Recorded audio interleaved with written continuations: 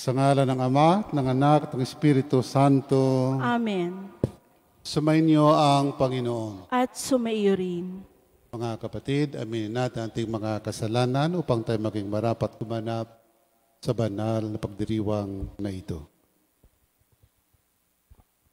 Inaamin ko sa makapangyarihang Diyos at sa inyong mga kapatid na lubha akong nagkasala sa isip, sa salita at sa gawa, at sa aking pagkukulang.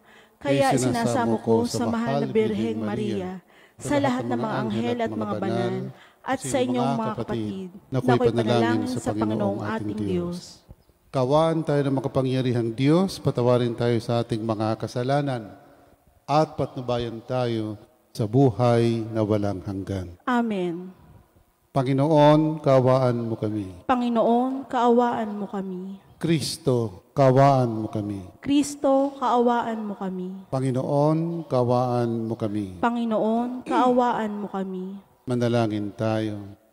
Ama naming makapangyarihan, ang iyon nawang kagandahang loob ay manguna at sumubaybay sa aming pamumuhay ngayon at araw-araw, upang kami itaguyod sa paninindigang gumawa ng kabutihan sa pamamagitan ni Jesucristo kasama ng Espiritu Santo magpasawalang hanggan. Amen.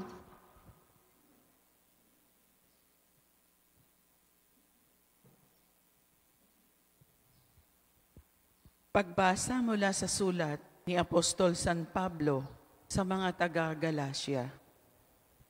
Mga kapatid, makalipas ang 14 na taon, muli akong pumunta sa Jerusalem, nakasama sina Bernabe at Tito. Nagbalik ako sapagkat ipinaalam sa akin ng Diyos na dapat akong pumaroon. Nakipagpulong ako ng sarilinan sa mga pangunahin sa simbahan at ipinaliwanag ko sa kanila ang mabuting balita ng kaligtasan na ipinangangaral ko sa mga hintil. Ginawa ko ito sapagkat ayaw kong mawala ng kabuluhan ang aking pagpapapagal sa nakaraan at sa kasalukuyan. Sa halip, kinilala nila akong hinirang ng Diyos upang mangaral ng mabuting balita ng kaligtasan sa mga hintil, tulad din ng pagkahirang kay Pedro upang mangaral ng mabuting balita ng kaligtasan sa mga Hudyo. Ang Diyos na humirang kay Pedro bilang apostol sa mga Hudyo, ang siya ring humirang sa akin bilang apostol sa mga hintil. Nabatid ni na Santiago, Pedro at Juan, mga kilalang haligi ng simbahan, na ang Diyos ang siyang nagbigay sa akin ng tanging kaloob na ito. Kaya't kami ni Bernabe, tinanggap nila bilang mga kamanggagawa. Pinagkasunduan namin na kami sa mga hintil at sa mga Hudyo naman sila. Ang hiling lamang nila ay huwag naming pababayaan ang mga dukha na talaga namang pinagsisikapan kong gawin. Nang si Pedro'y nasa Antioquia, hayagan kong sinabi sa kanyang mali ang kanyang ginagawa, sapagkat noong hindi pa dumarating ang ilang lalaking pinaparoon ni Santiago, siya'y sumasalo sa mga hintil.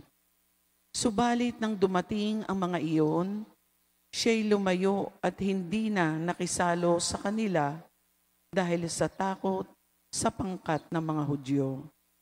At gumaya rin sa kanya ang ibang mga kapatid doon na mga Hudyo, pati na si Bernabe, na tangay sa kanilang pagkukunwari.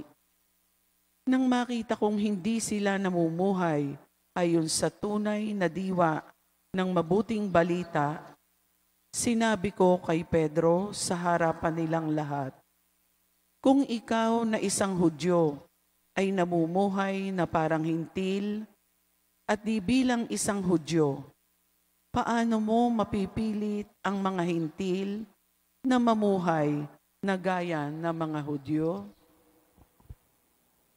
ang salita ng Diyos. Salamat sa Diyos. Salmong tugunan, pumayot dalhin sa tanan, mabuting balitang aral. Humayot dalhin sa tanan, mabuting balitang aral. Purihin ang poon, dapat na purihin ng lahat ng bansa. Siya ay purihin ng lahat ng tao sa balat ng lupa. Humayot dalhin sa tanan, mabuting balitang aral. Pagkat ang pag-ibig naukos sa ati dakila at wagas, at ang katapatan niya'y walang wakas. Humayot dalhin sa tanan, mabuting balitang aral.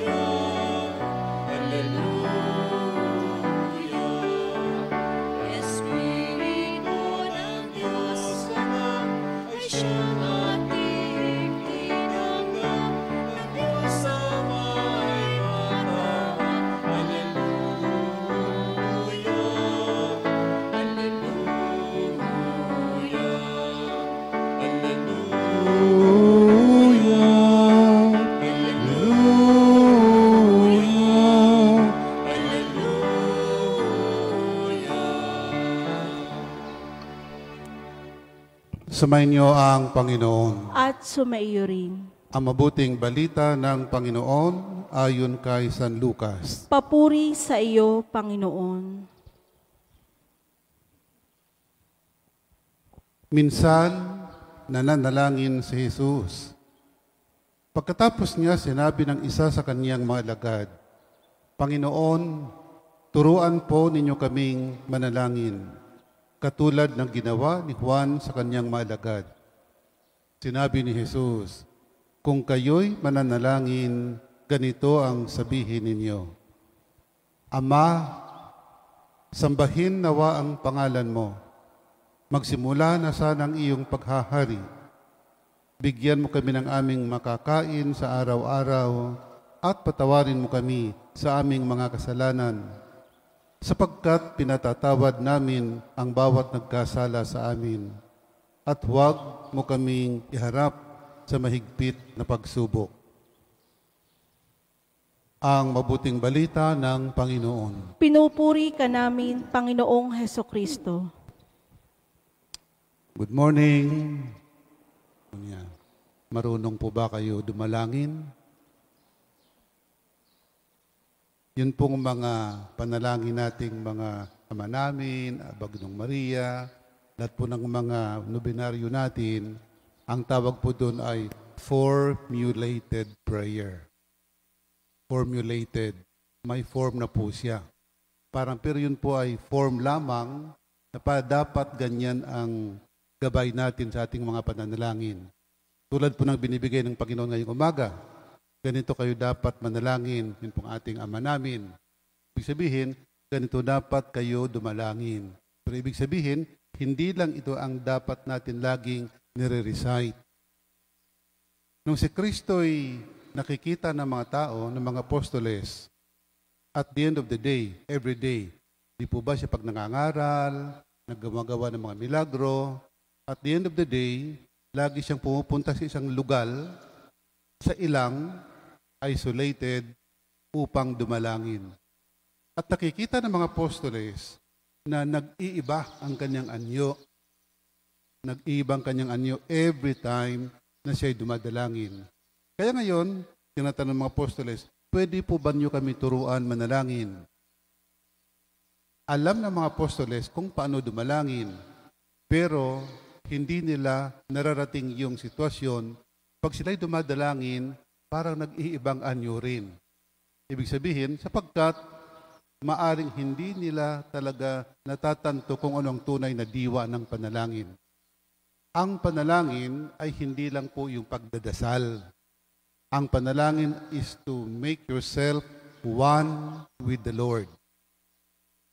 Pag ikaw po ay usal lamang ng usal ng mga salita, dasal ng dasal, pero ang isip mo at puso ay wala naman, hindi mo maiuugnay ang iyong sarili sa Diyos. Ang prayer po is union with God. Kaya nga si Kristo, tuwing siya dumadalangin, it's so holy na ramdam ng mga apostoles kung paanong iniuugnay ni Kristo ang kanyang sarili sa Diyos Ama. So kung ikaw ay dumadalangin at napakarami mga isipin sa buhay, kung minsan ay hindi mo na-achieve yung tunay na panalangin. Kaya lahat po ng ating mga simbahan ay ganito. No? Kaya nagtataka bakit mga simbahan natin ay makakapal ang dingding, matataas ang bintana. No? Yung unang panahon, mga simbahan kasi ngayon hindi na eh. Ibang simbahan noon, iba ngayon. Yung pagpasok ninyo rito, wala na kayong ibang makikita kundi yung altar. Ibig sabihin, nakafocus na kayo kaagad doon. Sapagkat ganito dapat, nakafocus ka sa ating Panginoong Diyos. Wala nang distraction. Yung ibang mga chapel ngayon, nasa tabi ng kalye. May chapel pa sa ibaan, sa tabi ng kulungan ng baboy. Mga bintana, kaliwat kanan, bukas. Tapos pagpasok mo, hindi ka makakapanalangin. Sapagkat napakaraming distraction. How are you able to unite with the Lord with all the distractions around you? Kaya si Kristo laging pumipili ng isang lugar, umaakyat sa bulubundukin upang dumalangin. At doon nakikita ng mga apostoles yung pagbabagong anyo ni Kristo. Iba. Ganyan din po nangyayari sa inyo. Ang taong madasalin, hindi yung dasal na formulated prayer, ang tunay na madasalin, in the real sense of the word, marunong dumalangin, gumaganda. Nakapunta na ba kayo sa kumbento ng mga Pink Sisters? Mga Pink Sisters? Hindi pa, pumunta kayo. Lahat ng mga madre doon, mukhang magaganda sila. Dahil parang ang sarap nilang tingnan habang sila'y nagdadasal. Hindi nila alam na nakikita sila ng mga tao. Sapagkat iba yung kanilang upuan, iba yung upuan ng mga tao, pero nakikita sila ng mga tao, hindi nila nakikita yung mga tao. Sa tingin ko, lahat sila magaganda. Dahil parang ang sarap nilang magdasal. So ganito po dapat tayo magdasal. Yung iniuugnay mo, you enter into the presence of the Lord. Kaya nga sa tuwing mga invocations natin, ang lagi nating pasimula ay ilagay po natin ang ating sarili sa presensya ng Diyos. Yun po ang prayer. 4 po na uri ang panalangin sa ating katesismo. No? Review lang po tayo ng konti. Ang unang uri ng panalangin is a prayer of adoration and worship. Ang panalangin ay hindi puro hingi. Ang unang uri ng panalangin ay adoration. Pupunta ka, lalapit ka sa Diyos sapagkat gusto mong magpuri sa Diyos sa lahat ng mga biyayang kababalaghang ginawa niya sa iyong buhay. Pangalawa is prayer of contrition. Contrition, pagsisisi. Lalapit ka sa Diyos sapagkat ikaw ay nagsisisi. Pangatlo, lalapit ka sa Diyos sapagkat ikaw ay nagpapasalamat. Prayer of thanksgiving. At pang-apat, lalapit ka sa Diyos yung tinatawag nating prayer of supplication. Supplication or petition. Lalapit ka sa Diyos sapagkat ikaw ay mayroong gustong hilingin. Acts po yan eh. Adoration, contrition, thanksgiving, and supplication or petition.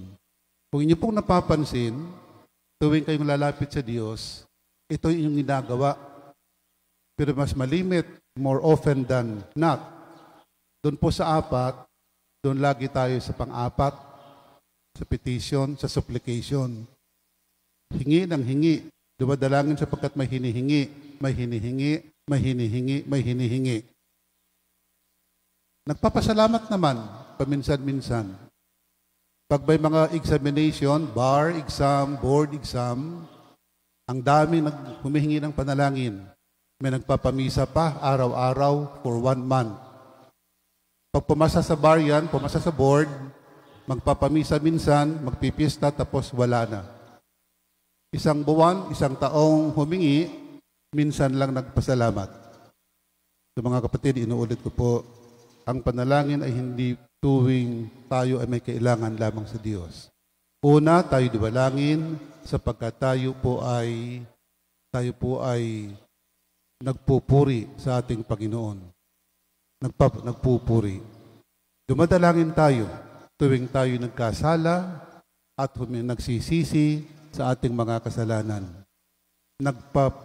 Nananalangin din po tayo sapagkat po tayo ay nagpapasalamat.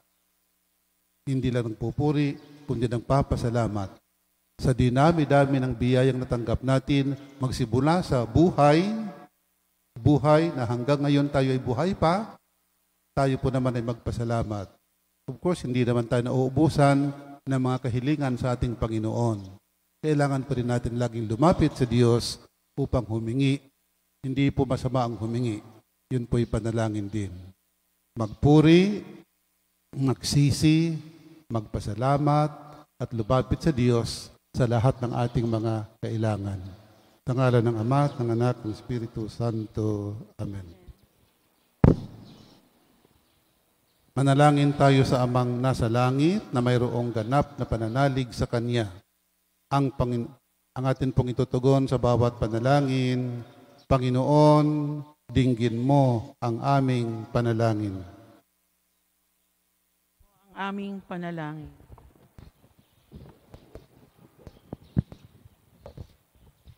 Ang simbahan sa buong daigdig naway magpahayag ng malalim na pananalig sa pagdating ng kaharian ng pag-ibig, katarungan at kapayapaan ng Ama. Manalangin tayo sa Panginoon. Panginoon, dinggin mo ang aming panalangin. Sa gitna ng mga pagsubok sa buhay, naway patuloy tayong nagdarasal at hindi magpadaig sa anumang tukso.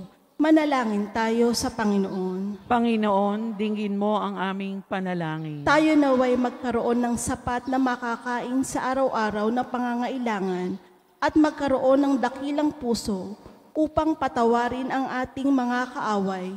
Manalangin tayo sa Panginoon. Panginoon, dinggin mo ang aming panalangin. Ang mga may sakit at ang mga nakararanas ng paghihirap sa buhay, naway matulungan ng kanilang kapwa sa pagpapasa ng kanilang krus. Manalangin tayo sa Panginoon. Panginoon, dinggin mo ang aming panalangin. Ang mga yumao, naway makita ang Panginoon ng harapan sa kanyang walang hanggang tahanan sa paraiso. Manalangin tayo sa Panginoon. Panginoon, dinggin mo ang aming panalangin.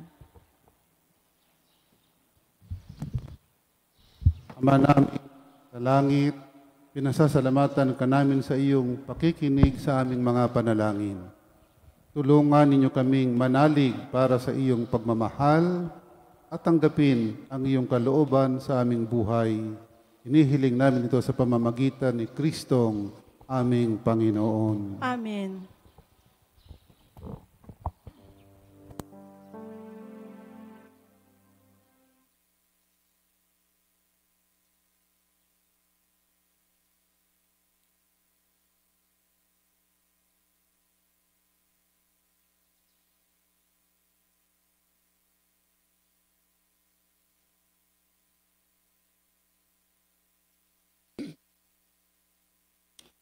Kapuri-puri ka Diyos sa mga lumikha sa sanlibutan, sa iyong kagandahang loob, narito ang may aalay.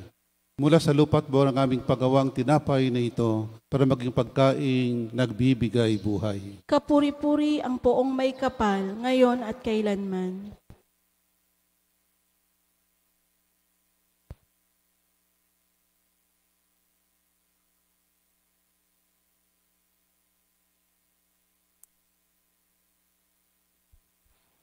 Kapuri-puri ka Diyos sa mga lumikha sa sanlibutan.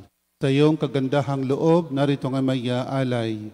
Mula sa katas ng ubas at buwan ng aming paggawa, ang alak na ito para maging inuming nagbibigay ng iyong Espiritu. Kapuri-puri ang poong may kapal, ngayon at kailanman.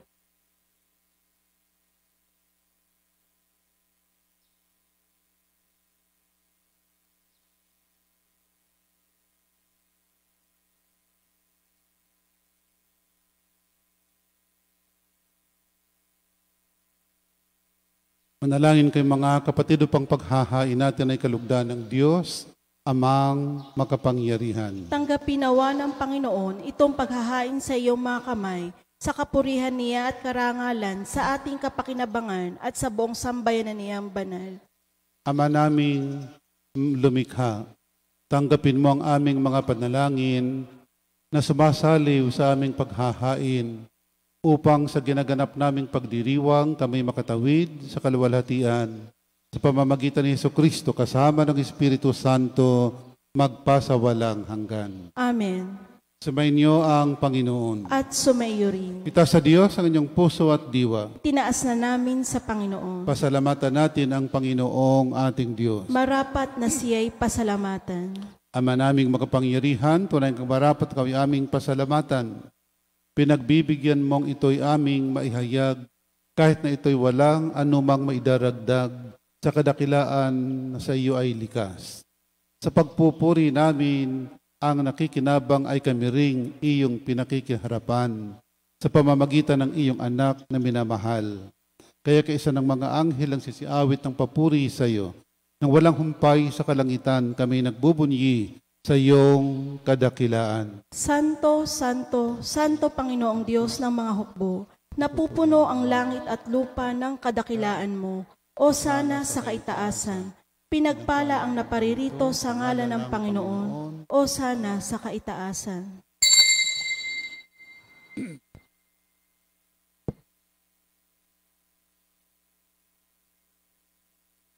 Ama naming banal, ikaw ang bukalang tanang kabanalan, kaya't sa pamamagitan ng Espiritu gawin mong banal ang makaloob na ito, upang para sa aming maging katawan at dugo ng aming Panginoong Hesukristo.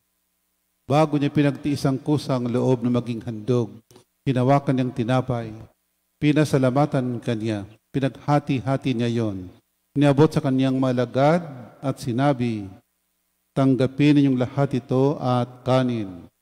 Ito ang aking katawan na ihahandog para sa inyo.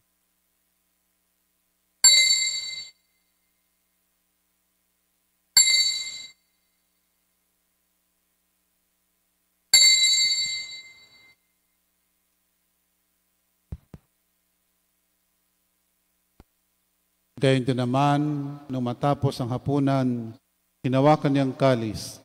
Muli kanyang pinasalamatan. Niabot niyang kalis sa kanyang malagad at sinabi, tanggapin niyong lahat ito at inumin. Ito ang kalis ng aking dugo ng bago at walang hanggang tipan. Ang aking dugo ibubuhos para sa inyo at para sa lahat sa kapagpapatawad ng mga kasalanan. Gawin ninyo ito sa pag-alaala sa akin.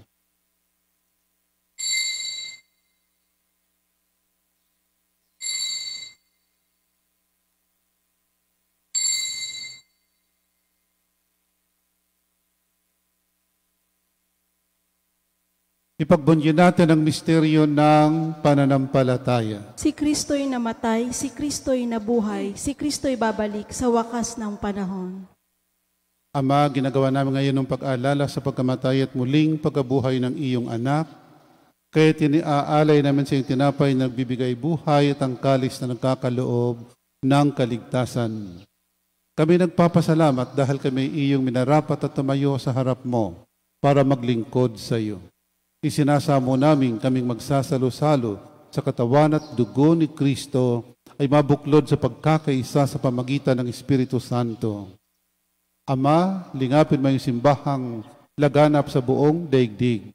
Puspusin mo kami sa pag-ibig. Kaysa ni Francisco naming Papa, ni Gilbert na aming obispo at ng Tanang Kaparian.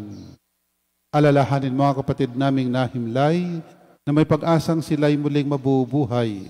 Gayon din ang lahat ng mga pumanaw. Kawaan mo sila't patuloyin sa iyong kaliwanagan. Kawaan pagindapatan kaming lahat na makasalo sa iyong buhay na walang wakas. Kaysa ng mahal na Birheng Maria na ina ng Diyos, kaysa ng poong San Jose na mga apostol at ng lahat ng mga banal na namuhay dito sa daigdig ng kalugod-lugod sa iyo. May pagdiwang nawa namin ng pagpupuri sa kararangal mo sa pamamagitan ng iyong anak na aming Panginoong Hesukristo. sa pamamagitan ni Kristo kasama niya at sa Kanya. Ang lahat ng parangal at papuri ay sa iyo, Diyos amang makapangyarihan, kasama ng Espiritu Santo, magpasawalang hanggan.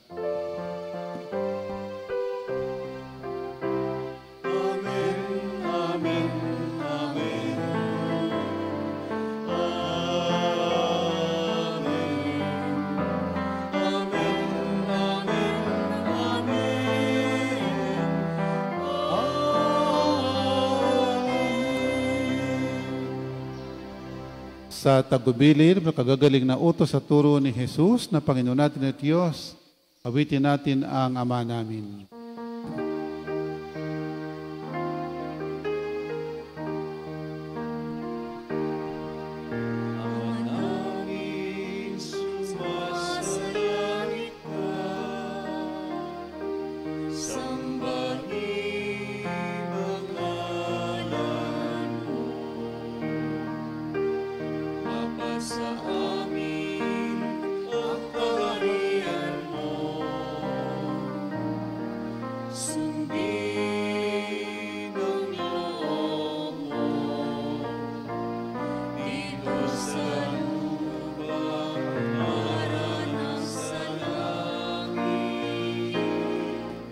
Bigyan mo kami ngayon ng aming kakanin sa araw-araw.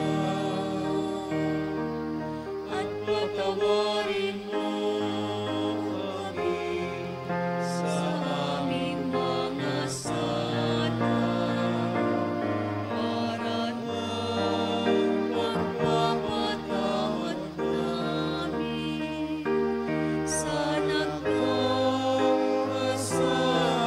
sa amin. At huwag mo kaming ipahintulot sa gusto, iagyan kami sa lahat ng masama. Hinihiling namin kami adya sa lahat ng masama. Pagkalooban ng kapayapaan araw-araw, iligtas sa kasalanan, at ilayo sa lahat ng kapahamakan, samantalang aming pinanabikan ang dakilang araw ng pagpapahayag ng tagapagligtas naming si Hesu Kristo. Sapagkat sa iyo ang kaharian at ang kapangyarihan at ang kapurihan magpakailanman. Amen. Panginoong Jesucristo, sinabi mo sa mga apostol, kapayapaan ang iniiwan ko sa inyo. Ang aking kapayapaan binibigay ko sa inyo. Tunghayan mo aming pananampalataya at huwag ang aming mga pagkakasala. Pagkalooban mo kami ng kapayapaan at pagkakaisa ayon sa iyong kalooban, kasama ng Espiritu Santo, magpasawalang hanggan. Amen. Ang kapayapaan ng Panginoon ay laging sumainyo. At sumayo rin. Magbigayan po tayo ng kapayapaan sa isa't isa. Peace be with you. Kordero ng Diyos na nag-aalis ng mga kasalanan ng sanlibutan, maawa ka sa amin. Kordero ng Diyos na nag-aalis ng mga kasalanan ng sanlibutan, maawa ka sa amin. Kordero ng Diyos na nag-aalis ng mga kasalanan ng sanlibutan, ipagkaloob mo sa amin ang kapayapaan.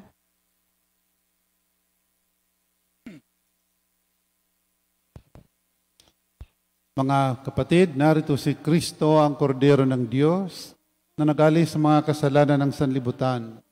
Mapalad tayong nanyayahan sa Kaniyang piging. Panginoon, hindi ako karapat-dapat na magpatuloy sa iyo, ngunit sa isang salita mo lamang ay gagaling na ako.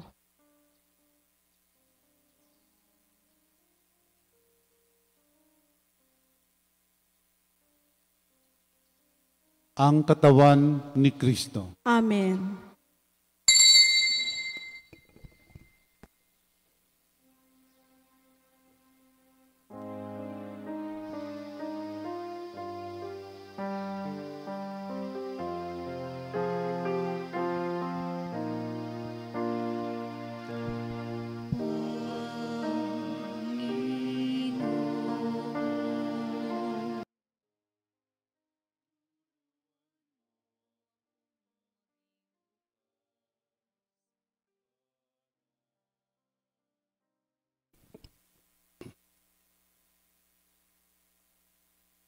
Ama naming mapagmahal, ngayon kami iyong pinapakinabang sa katawan at dugong banal.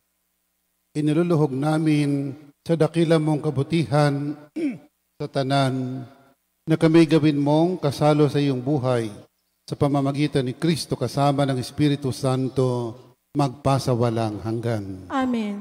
Sumainyo ang Panginoon. At sumaiyo rin. At pagpalain ka ng makapangyarihang Diyos, Ama, Anak at Espiritu Santo. Amen. Tapos na po ang ating pagdiriwang, humayo kayong mapayapa upang Diyos ay mahalin at paglingkuran. Salamat sa Diyos.